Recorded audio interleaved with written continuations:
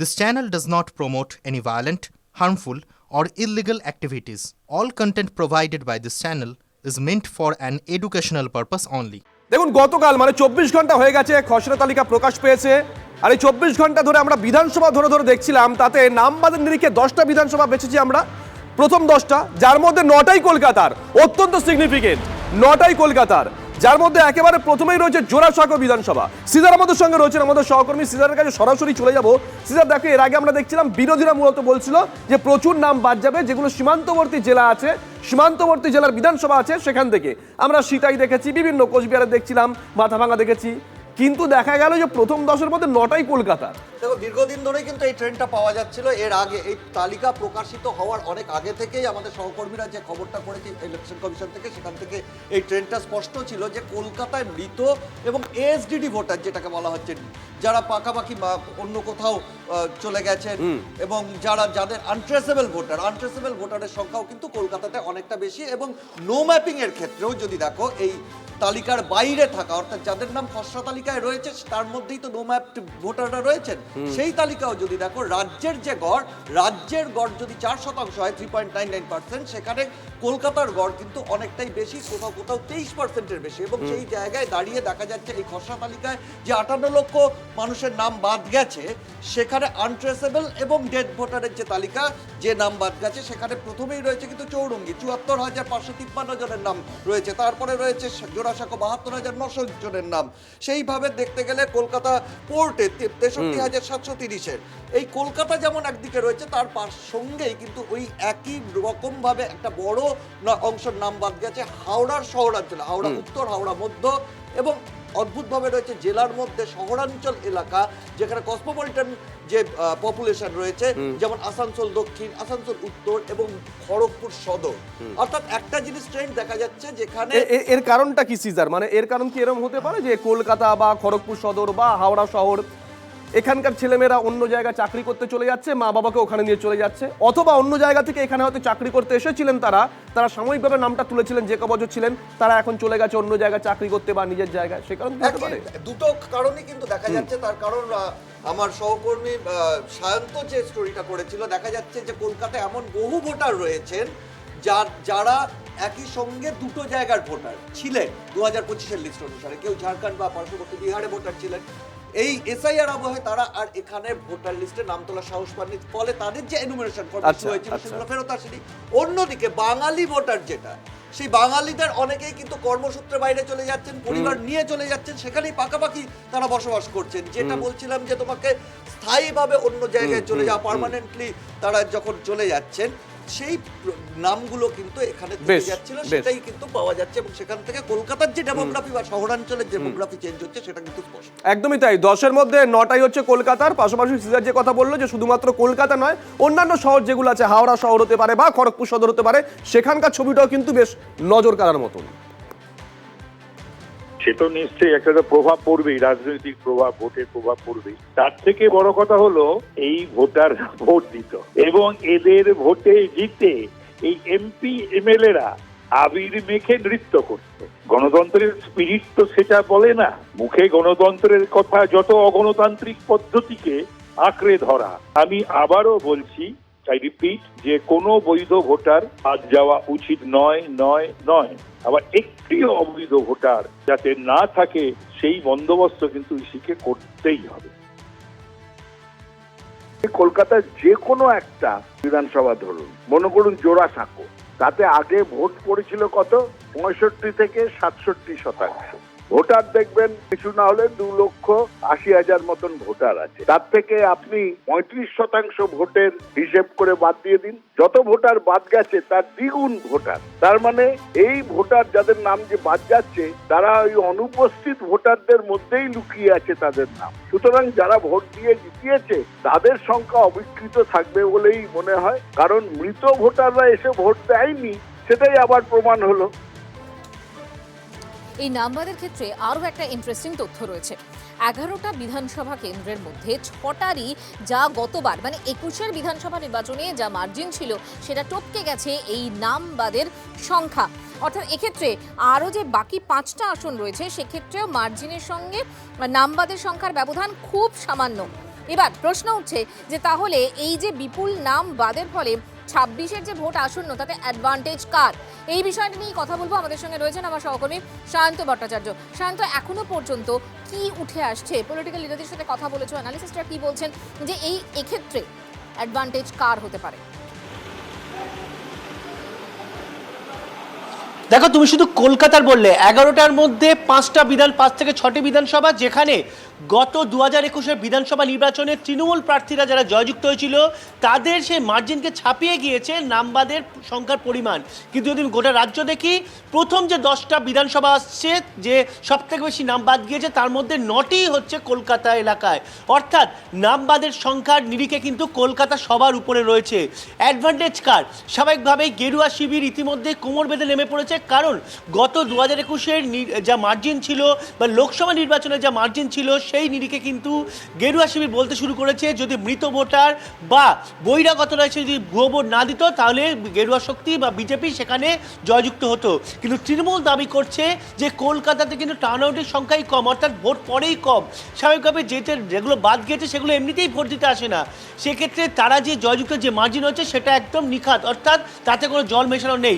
স্বাভাবিকভাবে এই নিয়ে কিন্তু রাজনৈতিকভাবে টানাপোড়েন শুরু হয়ে গিয়েছে। গেরুয়া শিবির এবং তৃণমূল দুজনেই দাবি করতে শুরু করেছে যে তারা যথেষ্ট সত্যিজনক অবস্থাতে রয়েছে এই এসআইআর প্রক্রিয়ায় নাম বাদের পরেও। কিন্তু যেটা রাজনৈতিক মহল মনে করছে যে পরিমাণ নাম, বিশেষ করে শ্যামপুকুর, জোড়াসাঁকো বা চৌরঙ্গীর মতো বিধানসভায় প্রায় 70 থেকে 74 হাজার করে নাম বাদ গিয়েছে। তৃণমূলের কিন্তু এই অঙ্কের পুরোটা না হলেও অন্তত 50 থেকে 60% ভোট সবুজ জোড়াফুলের শিবিরে বা জোড়াফুলের ঝুলিতে। আপাতত তোমাকে ধন্যবাদ। যে তালিকাটা বেরিয়েছে এটা খসড়া তালিকা, এটা ড্রাফট লিস্ট। এখনও প্রায় ক্লেম অবজেকশন পিরিয়ড চলবে 31শে জানুয়ারি, ফার্স্ট উইক অফ ফেব্রুয়ারি অবধি। তো এখনও প্রায় 45-50 দিন ক্লেম অ্যান্ড অবজেকশনের কাজ চলবে। ফাইনাল লিস্ট বেরোবে খুব সম্ভবত 14ই ফেব্রুয়ারি। এটাকেই ফাইনাল ধরে নেওয়ার কোনো কারণ নেই। কিন্তু তো এবারেও যে 24 লক্ষ ডেথ বেরিয়েছে সেটা দেখা গেলে 2%। সেটা তো অ্যাভারেজে প্রত্যেকটা সামারি ডিভিশনেই বাদ যায়। এবার নো ম্যাপিং যে কেসগুলো, হয়তো কেউ রাজ্য থেকে বাইরে গেছে, তো এই যে কেসগুলো রয়েছে এগুলো ক্লেম অ্যান্ড অবজেকশন পিরিয়ডে ক্লেম ফাইল করা হবে, তার পরবর্তীকালে হিয়ারিং হবে, তারপরে ফাইনাল লিস্টে তার নাম থাকবে কি না থাকবে সেই হিয়ারিংয়ের বেসিসে তার নাম প্রকাশিত হবে ফাইনাল লিস্ট। এই ভোটার ভোট দিত এবং এদের ভোটে জিতে এই এমপি এমএলএরা আবির মেখে নৃত্য করত। গণতন্ত্রের স্পিরিট তো সেটা বলে না। মুখে গণতন্ত্রের কথা, যত অগণতান্ত্রিক পদ্ধতিকে আঁকড়ে ধরা। আমি আবারও বলছি, আই রিপিট, যে কোনো বৈধ ভোটার বাদ যাওয়া উচিত নয়। আবার একটিও অবৈধ ভোটার যাতে না থাকে সেই বন্দোবস্ত কিন্তু ইসিকে করতেই হবে।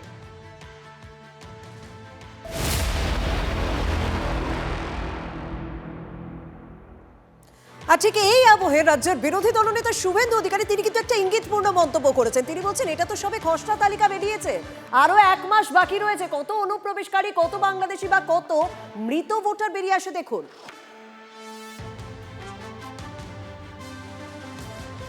14 फरवरी शाम तक आपको मिल जाएगा कितना घुसपैठिया है, कितना डेथ है, कितना फर्जी है, कितना डबल ट्रिपल एंट्री है, कितना फेक है, सब मिल जाएगा। हड़बड़ी का कोई बात नहीं है और अभी इसको खुलासा करने का कोई ज़रूरत नहीं है। एसआईआर ऑन प्रोसेस, ये ड्राफ्ट वोटर लिस्ट है, अगले 1 महीने बहुत काम बाकी है। और जो ममता बनर्जी का जो BLA 2 है वो भी, भाजपा की अभी BLA 2 है वो भी जाएगा, भाजपा की आदमी भी जाएगा। लेकिन जो डेथ हुआ उनका जिंदा करने का कोई स्कोप ममता बनर्जी का पास नहीं है, किसी का पास नहीं है।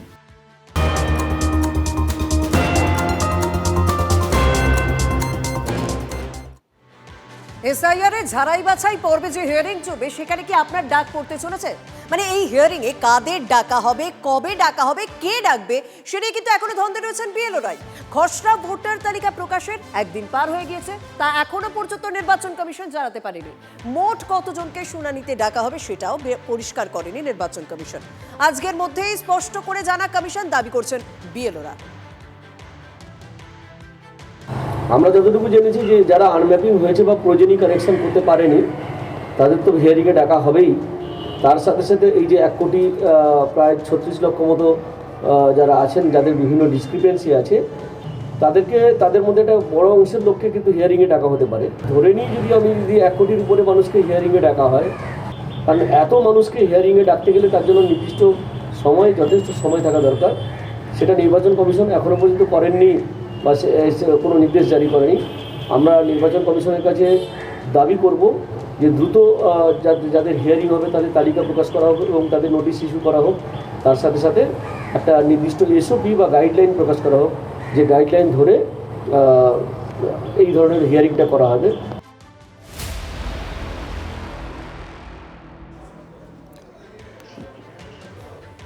দেখুন, কমিশনের তরফ থেকে এখনো পর্যন্ত কোনো কিছু পরিষ্কার না করা হলেও আমরা সূত্র মারফত যে খবর পাচ্ছি তাতে কিছু না হলেও 1.5 কোটি ভোটারের শুনানি হতে পারে। এখনো পর্যন্ত আমরা যে খবর পাচ্ছি কিভাবে হবে, কমিশন সূত্রে আরো খবর পেয়েছি আমরা যে প্রত্যেকটা বিধানসভায় 10 জন করে AERO নিয়োগ করা হবে। প্রত্যেক AERO দিনে 100 জনের শুনানি করবেন। বিধানসভা পিছু দিনে গড়ে মোটামুটি 1000 জনের শুনানির একটা লক্ষ্যমাত্রা এখনো পর্যন্ত কমিশন নিয়েছে। সূত্র সে কথাই বলছে, আগামীতে সেই সংখ্যাটা পরিবর্তন হতে পারে পরিস্থিতির ওপর নির্ভর করে। খাতায় কলমে 16ই ডিসেম্বর থেকে 7ই ফেব্রুয়ারি পর্যন্ত শুনানির কথা ঘোষণা করা হয়েছিল, নিশ্চয়ই জানেন আপনারা। কিন্তু মঙ্গলবার CEO নিজে জানিয়ে দিয়েছেন যে আগামী 7 দিন ধরে নোটিশ দেওয়া হবে। সেই হিসাবে 23 তারিখ থেকে শুনানি শুরু হতে চলেছে, ধরে নেওয়া যেতে পারে। তাতে 47 দিন সময় পাওয়া যাচ্ছে। এখন সংখ্যাটা যদি 1.5 কোটি হয় বা এক্স্যাক্ট এখনো পর্যন্ত সূত্র মারফত যে খবর পাচ্ছি 1,38,000 মতন হয়, 38 লক্ষের মতো হয়, তাহলে 47 দিনে কতটা কি সম্ভব সেটা নিয়েও কিন্তু ওয়াকিবহাল মহল একটা প্রশ্ন তুলছে। ডানকুনির খবরটা মনে আছে? ডানকুনির সেই কাউন্সিলর যিনি আসলে জীবিত, কিন্তু খসড়া তালিকায় তাকে মৃত দেখানো হয়েছে। অবশেষে কমিশন শোকজ করেছে সেই বিএলও কুশাদ্রাকে শোকজ করলো নির্বাচন কমিশন। তবে শুধুমাত্র ডানকুনি কেন, ডানকুনি থেকে কয়েক কিলোমিটার সামনে যান, মানে ওই চুচুড়ার নলডাঙ্গা এলাকায়, সেখানেও তো এক জীবিত ভোটার মৃত তালিকায় স্থান পেয়েছে। মানে তার নামের পাশে লেখা রয়েছে মৃত। তালিকা বেরোতেই অবাক বৃদ্ধ দম্পতি। দেবময় ভট্টাচার্যকে মৃত হিসেবে চিহ্নিত করা হয়েছে। চাকরির সুবাদে দেবময় জামশেদপুরে থাকেন, সেখানেই ভোটার তালিকায় তার নাম উঠেছে। এ সংক্রান্ত যাবতীয় তথ্য বিএলওকে দিয়েছেন দেবময়ের বাবা স্নেহময় ভট্টাচার্য। বিএলওর সঙ্গে ফোনে কথাও বলেছেন দেবময়। তারপরও তার নামের পাশে লেখা মৃত। জীবিত হয়ে মৃতের তালিকায় আরো এক ব্যক্তি। স্বাভাবিকভাবে শোরগোল পড়ে গিয়েছে। খুবই ভুল, এটা আমার ছেলেকে মৃত বানিয়ে দিয়েছে, এটা তো ঠিক নয়। কিন্তু যারা এটা ভুল করেছে তাদের এটাকে ঠিক করা উচিত। যেভাবে সে বিএলও হোক বা ইলেকশন, নির্বাচন কমিশন হোক, যেই হোক, যে ভুল করেছে বা প্রিন্টিং মিস্টেক যেই করেছে আর কি, সেটাকে সঠিক করা উচিত। সেটা মোটেও এরকমভাবে ভুল থাকা উচিত নয়। আর এটা তো আমি মানতে পারছি না যে আমার ছেলেকে মৃত ঘোষণা করেছে, এটা তো আমি মানতে পারছি না, কারণ যেহেতু আমার ছেলে বেঁচে আছে। দেবময় ভট্টাচার্য আমার বড় ছেলে, তারা তো শিফটেড হয়ে গেছে জামশেদপুরে, এবং সেটা আমরা বিএলওকে জানিয়েছি। বিএলওকে আমরা ওখানকার জামশেদপুরের এপিক কার্ড দেখিয়েছি যে উনি শিফটেড বলে লিখেছেন। কিন্তু এখন তো জানতে পারছি বড় ছেলেকে মৃত বলে দেখানো হচ্ছে। এটা কী ব্যাপার হলো আমি তো বুঝতে পারছি না।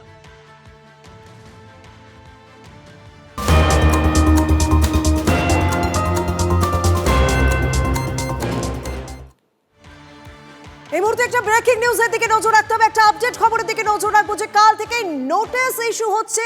এর 7 দিন পর থেকে শুনানি শুরু হবে, অর্থাৎ নির্বাচন কমিশন আজই জানিয়ে দিল যে 7 দিন পর থেকে শুনানি শুরু। বিস্তারিত জানাবেন আমার সহকর্মী শ্রাবন্তী রয়েছেন। শ্রাবন্তী, বিএলওরা দাবি করছিলেন যে তাদের স্পষ্ট সবকিছু জানিয়ে দেওয়া হোক আজকের মধ্যে। নোটিশে কি বলা হয়েছে, কি জানিয়েছে কমিশন?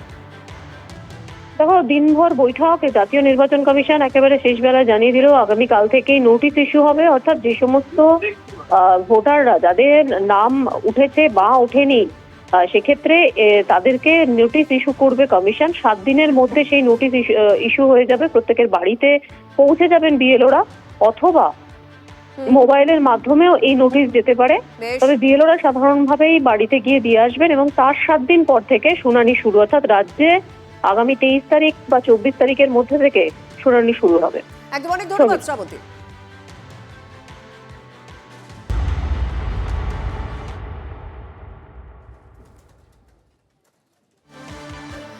দেখুন, শুভেন্দু অধিকারী তিনি এই যুবভারতী যে মেসির যে ঘটনা ঘটেছে তাতে 300 কোটি দুর্নীতির অভিযোগ করেছেন। আজ তিনি যুবভারতীতে যান বিধায়কদের নিয়ে, কিন্তু সেখানেও ঢুকতে পারেননি। অর্থাৎ রাজ্যপালের পর রাজ্যের বিরোধী দলনেতা তিনিও যুবভারতীতে ঢুকতে পারলেন না আজ।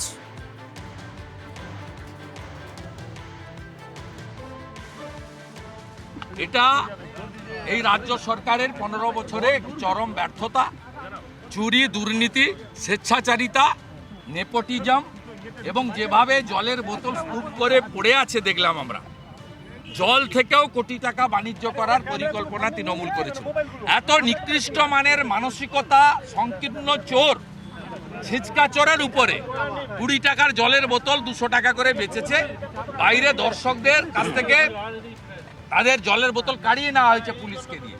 এই সংগঠিত চুরির বিরুদ্ধে রাজ্য সরকারের প্রভাব মুক্ত হয়ে নিরপেক্ষ তদন্ত দাবি করি এবং সাথে সাথে দোষী পুলিশ আধিকারিকদের বরখাস্ত, অরূপ সুজিতের জেল যাত্রা, এটাই আমাদের দাবি। নিরীহ দর্শকদের মুক্তি দিন, তাদের বিরুদ্ধে করা মামলা প্রত্যাহার করুন আর তাদের টাকা ফেরত দিন। এই 5 দিনের সুদ সহ ফেরত দিন, আদায় করে ছাড়বো। ঠেলায় না পড়লে বিড়াল গাছে ওঠে না। কি করে ঠেলার গুঁতো দিতে হয় ভারতীয় জনতা পার্টি জানে। ও তো অনেক কিছু বলবে, টিএমসি তো অনেক কিছুই বলবে। পুলিশ কার আমাকে বলুন, পুলিশ কার? পুলিশ মন্ত্রীকে, ওখানে স্পোর্টস মিনিস্টারকে, ওখানে মেসির সাথে ছবি তুলছে কারা, সেলফি তুলছে কারা? এই যে টিএমসি বলে অশোক দিনটা মাঠে ছিল, মাঠে থাকতেই পারে, টিএমসির প্রোগ্রাম নাকি? আমিও লিওন মেসির ফ্যান, আমিও যেতে পারি। অশোক দিন্দাকে সপরিবারে মাঠের মধ্যে দেখা গেছে। মেসির একটা ভিড়ের মধ্যে উনি মুখ বাড়িয়ে আছেন, ছবি আছে, উনি ডিলিট করেছেন কিনা আমি বলতে পারবো না, খোঁজা হচ্ছে। মাঠের মধ্যে তিনি পরিবার নিয়ে ঢুকেছেন কেন? উনি সৎসাহস থাকলে বলতে পারলেন না কে কার্ড দিল? উনি বলছেন কার্ড দিয়ে আমি কৈফিয়ত দেব? আমি কিনেছি না ইনভিটেশন। কোন টিকিট বিক্রি হয়েছে মাঠের মধ্যে ঢোকার জন্য? তার মানে আপনি ইনভিটেশন পেয়েছেন, কে দিয়েছে সেই ইনভিটেশন? আপনি তো বৈধ তালিকায় ছিলেন না মাঠের মধ্যে, আপনার পরিবার ঢুকলো কি করে? একেও তো তদন্তের আওতায় আনা উচিত। এই অশোক দিন্দা বিজেপির এমএলএ পরিবার নিয়ে মাঠের মধ্যে ঢুকলো কি করে? আর সেই বিজেপি, সেই বিরোধী দলনেতা আপন মনে কথা বলে যাবে, সেটা শুনতে হবে। যদি উনি বলে থাকেন যে এত কি বলে টাকা নিয়ে লোক ঢোকানো হয়েছে, তাহলে অশোক দিন্দাও নিশ্চয়ই টাকা দিয়ে ঢুকেছে। তাহলে কাকে টাকা দিল অশোক দিন্দা বলুক। দেখুন, এই যুব ভারতীকে কেন্দ্র করে যেমন রাজনীতি চলছে, ঠিক সমান্তরালভাবে তদন্ত চলছে। ফরেন্সিক টিমের আধিকারিক যারা আছেন আজকে পৌঁছে গেছিলেন গোটা যুব ভারতী, তারা ঘুরে দেখেন। যে খবর পেয়েছি আমরা, বিভিন্ন জায়গা থেকে নমুনা সংগ্রহ করেন, যেখানে ভাঙচুর চালানো হয়েছিল সেখানকার নমুনা সংগ্রহ করেন, কিভাবে ভাঙচুর চালানো হয়েছিল, কি দিয়ে ভাঙচুর চালানো হয়েছিল বোঝার চেষ্টা করেন। পাশাপাশি সূত্রে কথা বলছে যে যেখানে আগুন ধরিয়ে দেওয়া হয়েছিল সেখান থেকে নমুনা সংগ্রহ করেন। দেশলাই বা লাইটার দিয়ে আগুন ধরানো হয়েছিল নাকি কোনো দাহ্য বস্তু ব্যবহার করা হয়েছিল, গোটা বিষয়টা কিন্তু তারা খুঁটিয়ে দেখবেন।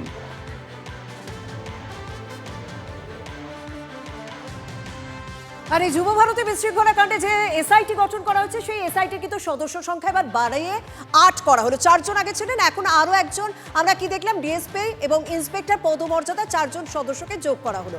শীর্ষ পুলিশ কর্তা পীযূষ পাণ্ডের নেতৃত্বে এই বিশেষ তদন্তকারী দল গঠন করা হয়েছে। এসআইটিতে রয়েছেন, মানে সিটে রয়েছেন জাভেদ শামীম, সুপ্রতিম সরকার, মুরলীধর শর্মা। বিধাননগর হওয়ায় 2টি এফআইআর তদন্ত করবে এই এসআইটি। সিটের সদস্য সংখ্যা বেড়ে 8 হয়েছে। মেসি কাণ্ডে যুব ভারতী ক্রীড়াঙ্গনে আজ সকালে এসে পৌঁছায় রাজ্য সরকারের গঠিত স্পেশাল ইনভেস্টিগেশন টিম। তারা যুব ভারতী ক্রীড়াঙ্গনে আসে, সেখানে তারা স্টেডিয়াম ঘুরে দেখেন। স্টেডিয়াম ঘুরে দেখে, অর্থাৎ যেখানে বিশৃঙ্খলা পরিস্থিতির সৃষ্টি হয়েছিল সেই সমস্ত জায়গা তারা ঘুরে দেখেন। 4 জন আইপিএস অফিসার তারা ছিলেন এই এসআইটির টিমে। তারা প্রথমে যুব ভারতী ক্রীড়াঙ্গনে বিশৃঙ্খলা ঘটনা যেখানে ঘটেছে সেখানে তারা পুঙ্খানুপুঙ্খভাবে তারা কিন্তু সমস্ত বিষয়টি ঘুরে দেখেন, চাক্ষুষ করেন। তারপর তারা চলে আসেন বিধাননগর যে কমিশনার ও পুলিশের অফিস, সেখানে আসেন। সেখানে তারা কিন্তু বেশ কিছুক্ষণ সময় কাটান, সেখানে তারা ভেতরে কথা বলেন। যুব ভারতী ক্রীড়াঙ্গনে তারা 1 ঘন্টা সময় কাটান। আর সেখানে একদিকে যেমন যুব ভারতী ক্রীড়াঙ্গন, সেখানে ঘটনাস্থল তারা ঘুরে দেখেন। তারপর তারপর তারা সিপি অফিসে আসেন, সেখানে তারা আধ ঘন্টার মতো ভেতরে কথা বলেন, তারপরেই কিন্তু এই সিট অর্থাৎ স্পেশাল ইনভেস্টিগেশন টিম তারা বেরিয়ে যান। ক্যামেরায় দীপঙ্কর জানার সাথে সোমা দাস, TV9 বাংলা, সল্টলেক স্টেডিয়াম। দেখুন, যুব ভারতের ঘটনা থেকে শিক্ষা নিচ্ছে কলকাতা পুলিশও। তার কারণ বছর ঘুরলেই মানে ফেব্রুয়ারি মাসেই তো ইডেনে ম্যাচ, বিশ্বকাপ ম্যাচ, এবং সেক্ষেত্রে কোনো রকম যাতে অপ্রীতিকর ঘটনা না ঘটে সেই ব্যবস্থা নিচ্ছে কলকাতা পুলিশ, এবং এখন থেকেই ঘুঁটি সাজাচ্ছে তারা। উনি আমাদের কাছে এসেছিলেন বিকজ ইনিশিয়ালি যে প্রোগ্রাম ছিল, যিনি মিস্টার মেসি, ওনার থাকার কথা ছিল তাজ বেঙ্গলে, সেই জন্য আমাদের কাছে এসেছিলেন। তো তারপরে যেহেতু ওনার ভেন্যু হায়াতে শিফট হয়েছে অ্যান্ড পুরো প্রোগ্রামটা ওই দিকে হয়েছে, তো তারপরে আমাদের সঙ্গে কোনো কন্ট্যাক্ট হয়নি।